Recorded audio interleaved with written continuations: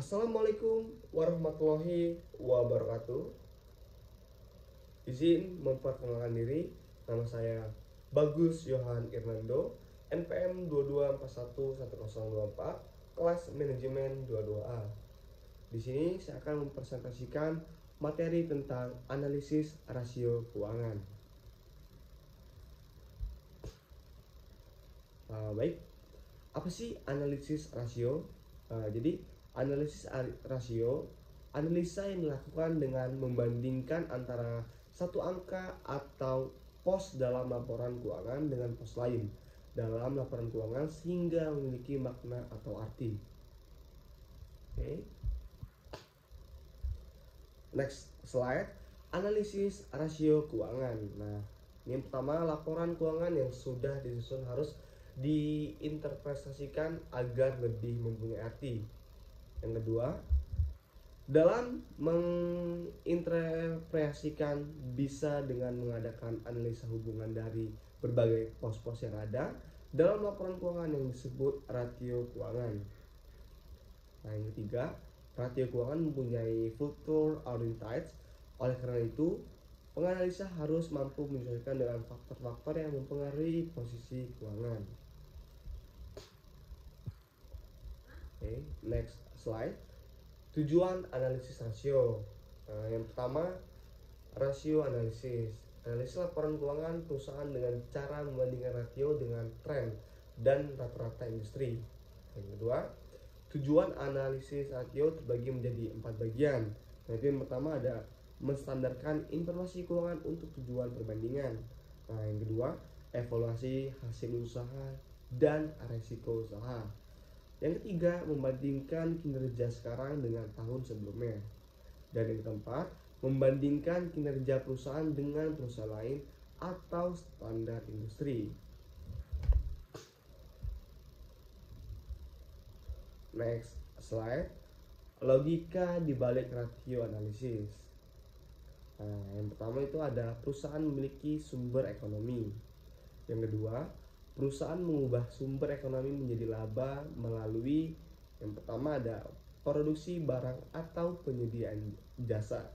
Yang kedua ada penjualan barang atau pemberian jasa. Nah, yang ketiga ini ada ration terbagi menjadi 6 bagian. Yang pertama ada mengukur hubungan antara sumber ekonomi dengan aliran keuangan. Nah, yang kedua, menunjukkan cara-cara yang digunakan perusahaan jika dibandingkan dengan cara yang digunakan tahun sebelumnya, perusahaan lain, industri, dan semua perusahaan.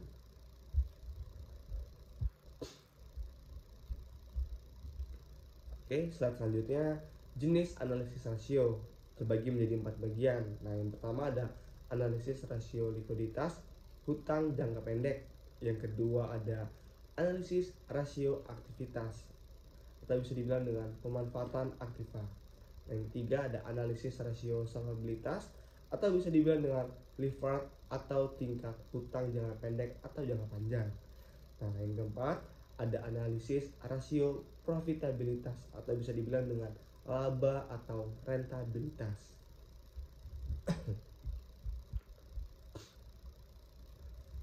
Oke, next selanjutnya ada rasio profitabilitas.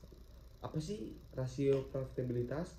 Jadi rasio profitabilitas itu merupakan ukuran utama kinerja dan kesuksesan sebuah perusahaan secara keseluruhan. Rasio ini mengukur kemampuan perusahaan menghasilkan laba. Nah, ini contohnya. Yang pertama ada return of equity (ROE). Return of equity sama dengan laba dibagi modal dikali 100%. Nah, maka ROE pengembalian terhadap modal ketika rasio di bawah 6% maka dinyatakan jelek. Yang kedua dinyatakan baik apabila ROE bernilai di atas persen bunga deposito. Nah, selanjutnya return of asset (ROA) sama dengan laba dibagi total aktiva dikali 100%. Nah, ini jadi ROA pengambilan terhadap aset. ROA lebih melihat ke sektor usahanya. Dan ketiga, banding setiap tahun per 3 tahun di laporan keuangannya apakah ROA-nya meningkat atau menurun. Nah ini return of sales ROS, laba dibagi penjualan dikali 100%. ROS-nya pengembalian terhadap penjualan yang mengacu pada persentase laba bersih yang dihasilkan dari penjualan suatu produk atau jasa. Nah ini ROS-nya memberikan gambaran tentang seberapa efisien perusahaan menghasilkan laba dari penjualan. Nah, next slide. Nah, yang kedua ini ada rasio likuiditas. Jadi, rasio likuiditas berfokus pada hubungan antara aktiva lancar dengan hutang lancar. Dua aktiva yang sangat mempengaruhi likuiditas dan profitabilitas adalah piutang dan persediaan.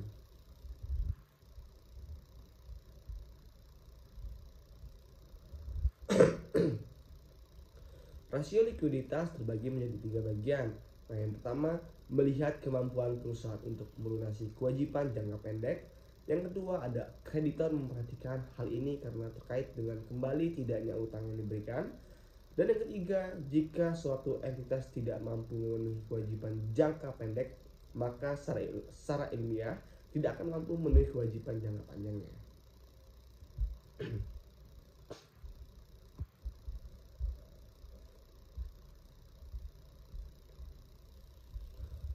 Nah, ini dia contoh current ratio.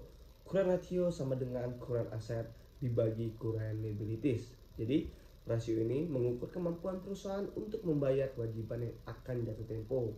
Nilai yang tinggi mengindikasikan likuiditas yang baik, namun jika terlalu tinggi dapat juga merupakan indikasi kekurangan kemampuan perusahaan dalam memanfaatkan aktiva perusahaannya.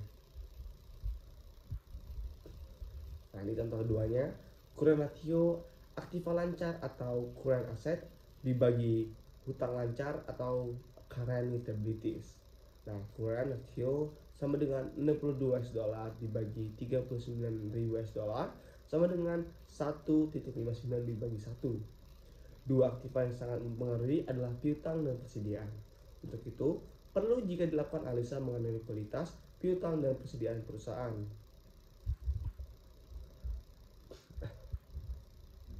Nah, ini contoh yang ketiga, cash ratio, kas dibagi hutang lancar. Cash ratio sama dengan 30.000 US dollar dibagi 39.000 US dollar sama dengan 0,769 dibagi 1. Nah, jadi nilai yang besar berarti kemampuan membayar hutang tinggi, namun terlalu besar berarti terjadi idle cash. Semakin tinggi ratio ini bagi kreditor semakin membaik, namun bagi perusahaan menunjukkan ide fund yang besar. Sekian itu saja yang bisa saya sampaikan. Kurang lebihnya saya mohon maaf, pada Tuhan saya mohon ampun. Sekian, wa taufik walhidayah. Wassalamualaikum warahmatullahi wabarakatuh.